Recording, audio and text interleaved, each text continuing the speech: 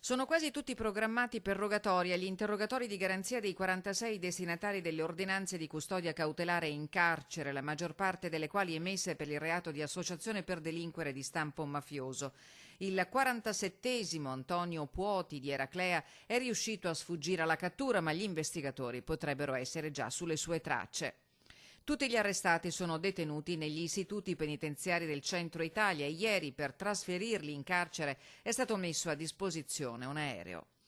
Il sindaco di Eraclea è difeso dall'avvocato Alessia Cavezzan di San Donà di Piave, oggi irraggiungibile.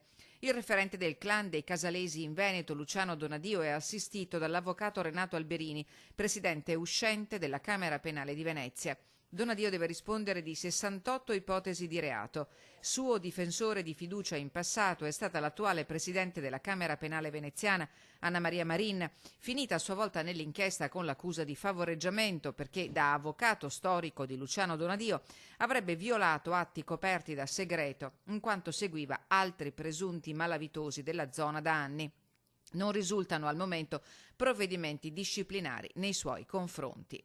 Sulla clamorosa inchiesta anticamorra in Veneto è intervenuto oggi il prete antimafia per antonomasia, Don Luigi Ciotti. L'ultimo rapporto al Parlamento italiano mette in evidenza che non c'è regione d'Italia che si può dichiarare esente.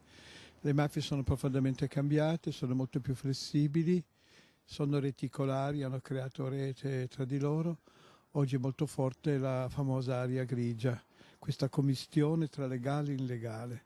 Quindi dobbiamo riflettere. Non dobbiamo fare sopravvalutazioni né sottovalutazioni, prendere coscienza che il problema c'è. Sempre di oggi la richiesta dei deputati veneti del Carroccio di programmare a stretto giro una missione nella nostra regione della Commissione parlamentare antimafia.